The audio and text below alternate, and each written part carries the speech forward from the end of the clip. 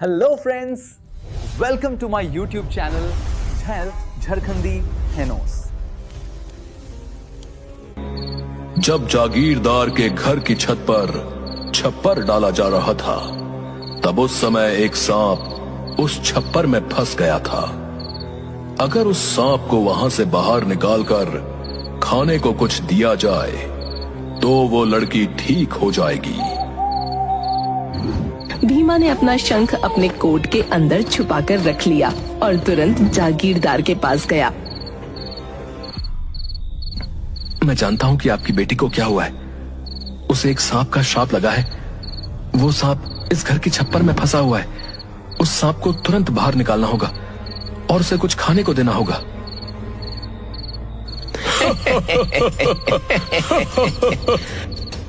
अभी जाकर छप्पर लगाने वाले को बुलाओ। उन्हें कहो कि इस घर का सारा छप्पर उखाड़ फेंक दें। छप्पर लगाने वाले आते हैं।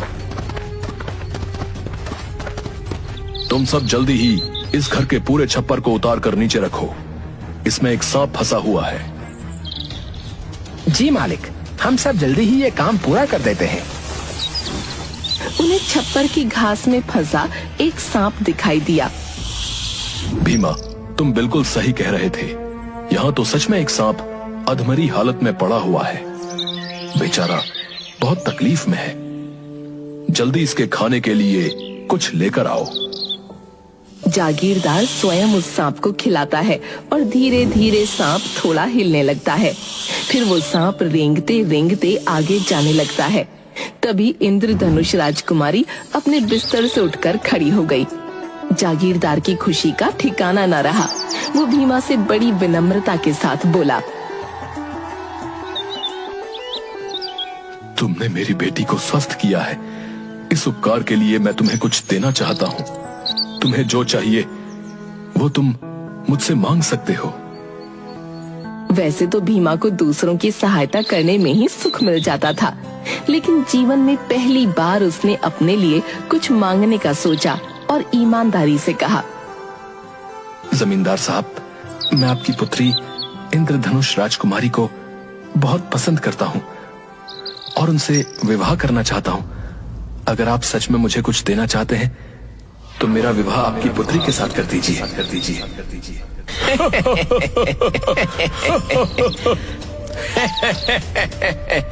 आप इस गरीब किसान के साथ अपनी बेटी का विवाह कैसे कर सकते हैं? कभी नहीं कर सकते। जागीरदार ईमानदार आदमी था और अपनी बात का धनी भी। उसने भीमा की इच्छा पूरी करने का वचन दिया था। वो बहुत समझदार था। उसने खूब सोच विचार कर भीमा से कहा, ठीक है, मैं अपनी बेटी का विवाह तुम्हारे साथ कर दूंगा, परंतु मेरी एक शर्त है। तुम्हारे पास इतना धन होना चाहिए कि तुम मेरी बेटी की जीवन भर अच्छी देखभाल कर पाओ।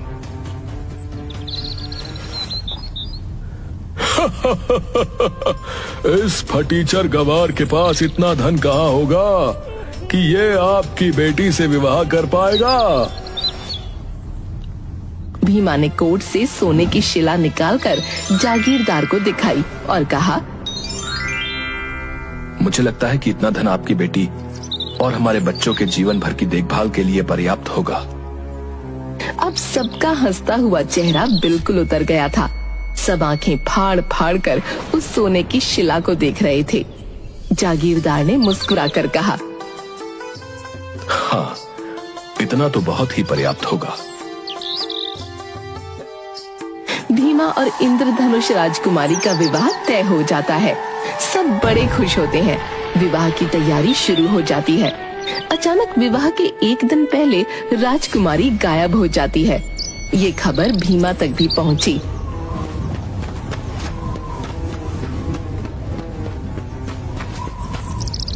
क्या हुआ जागीरदार साहब? मेरी राजकुमारी कहाँ गई?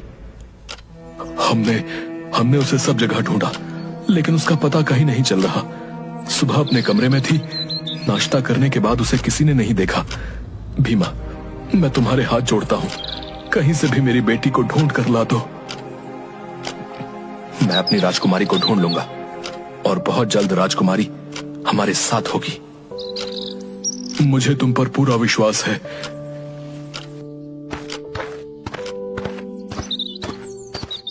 भीमा जादुई शंख अपने कान पर लगाकर सुनने की कोशिश करता है, लेकिन उसे कुछ भी सुनाई नहीं दे रहा था। 2 दिन हो गए, राजकुमारी का कुछ पता नहीं चला। न जाने क्यों ये जादुई शंख कुछ नहीं बता रहा है। यहाँ कुछ भी पता नहीं चल रहा है। शायद मुझे कहीं और जाना होगा। जादुई शंख, तुम्हें मेरी मदद करनी होगी। भीमा जादुई शंख को लेकर कई जगह जाता है और पता लगाने की कोशिश करता है कि राजकुमारी कहाँ है। निराश होकर भीमा उस तट पर जाता है जहाँ से वो नेरिया राज्य में गया था, और वहाँ उसे मछलियों के बात करने की आवाज आती है। क्या बात है, तुम इतनी उदास क्यों हो? कल मैं तट पर थी, तभी मैंने कुछ लोगों को एक लड़की को जबरदस्ती जहाज में बिठाकर तट के दूसरी तरफ ले जाते देखा। वो लड़की कौन थी? क्या तुम उसे जानती हो? नहीं, मैं तो उसे नहीं जानती, लेकिन वो बहुत रो रही थी और भीमा भीमा चिल्ला रही थी।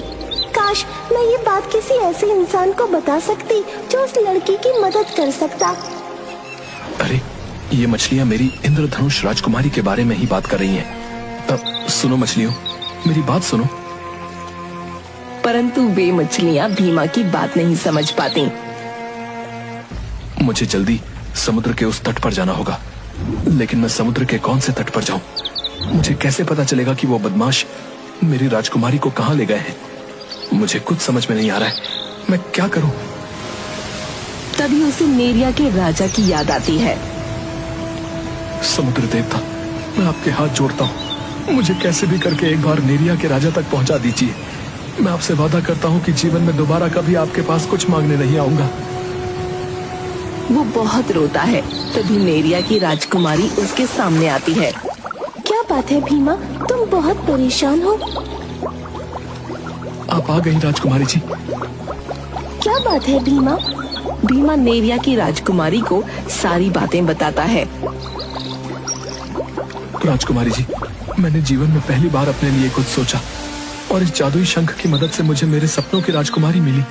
मेरा उससे विवाह होने वाला था और अचानक वो गायब हो गई है।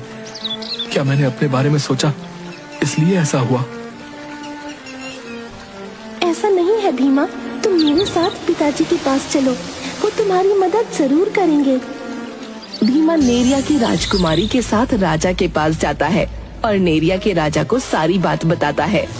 राजा अपनी जादुई शक्तियों से उस मछली को अपने पास बुलाते हैं और उससे सारी बातें पूछते हैं। भीमा, आपकी राजकुमारी को वो बदमाश समुद्र तट के नील पहाड़ की ओर ले गए हैं। महाराज, आप जल्दी कीजिए और मेरी राजकुमारी को बचाने में मेरी मदद कीजिए। हम आपको उस तट तक तो पहुंचा सकते हैं, परंतु उसके आगे आपको अकेले ही जाना होगा, क्योंकि हम में से कोई भी बिना पानी के ज्यादा देर तक जीवित नहीं रह सकता। ठीक है महाराज, आप बस मुझे उस तट तक पहुंचा दीजिए।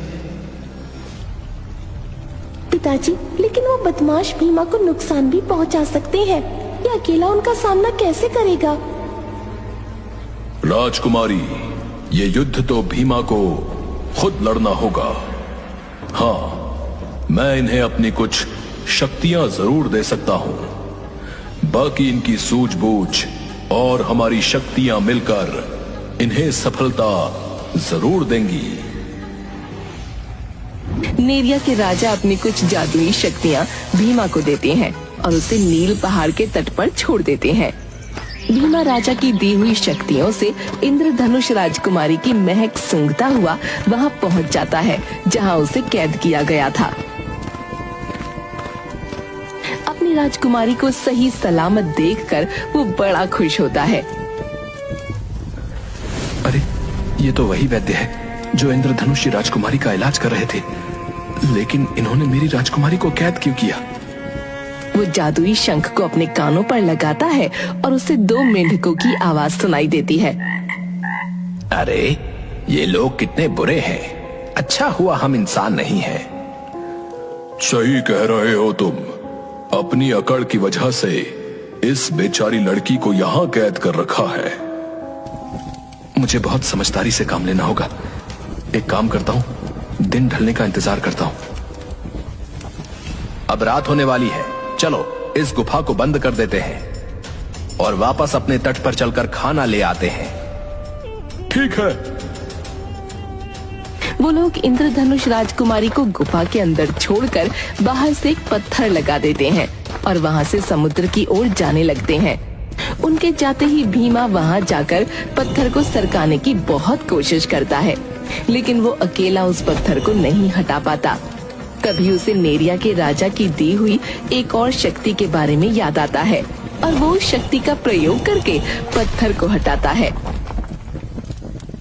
मैं जानती थी भीमा, तुम जरूर आओगे, मुझे पूरा यकीन था।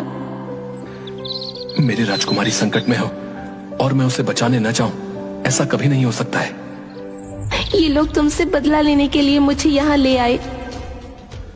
मुझसे बदला? इनकी मुझसे क्या दुश्मनी है राजकुमारी? तुमने मेरी जान बचाई, इस वजह से इन्हें ऐसा लगता है कि लोग इनका मजाक उड़ाएंगे, और अगर मेरी तुमसे शादी हो गई तो इन्हें सारी जिंदगी लोगों के ताने सुनने होंगे।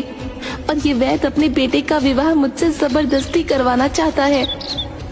परंतु मैंने कभी किसी का मजाक नहीं उड़ाया है और मेरी राजकुमारी मेरी है, किसी और की कभी नहीं हो सकती।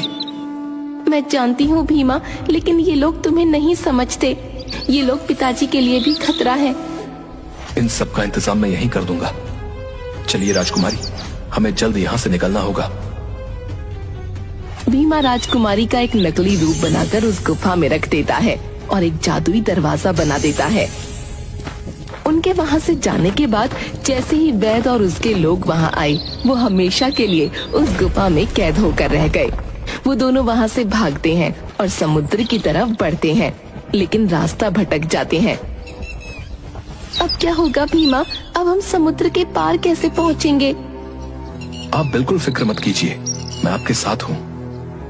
भीमा नेरिया के राजा का दिया हुआ जादुई पंख निकालकर हवा में उछालता है और बोलता है, जादुई पंख, ले चल हमें समुद्र के पास। और वो जादुई पंख समुद्र की दिशा में उड़ने लगता है और उसके पीछे पीछे भीमा और राजकुमारी भी चल देते हैं। तभी उन्हें सामने समुद्र का तट दिखता है। भीमा देखो, हम समुद्र के तट पर आ गए। हाँ राजकुमारी, अब हम बहुत जल्द यहाँ से निकल जाएंगे। पर हम ये समुद्र पार कैसे करेंगे? यहाँ तो कोई जहाज नहीं है। आप फिक्र मत कीजिए, मैं हूं ना आपके साथ। हे समुद्र देवता, आप हमारी आवाज नेरिया के राजा तक पहुंचा दीजिए। हम दोनों यहाँ सुरक्षित हैं, बस हमें ये समुद्र पार करना है। तभी वहाँ नेरिया की राजकुमारी आती है। भीमा, तुम्हें और तुम्हारी इंद्रधनुषी राजकुमारी को सकुशल देखकर बहुत प्रसन्नता हुई। राजकुमारी, ये सब तो आपके और महाराज की वजह से हुआ है, नहीं तो मैं तो अपनी राजकुमारी को कभी नहीं ढूंढ सकता था। नहीं, ये सब तुम्हारी अच्छी नियत का फल है। नेरिया की राजकुमारी उन दोनों को समुद्र पार कराती है।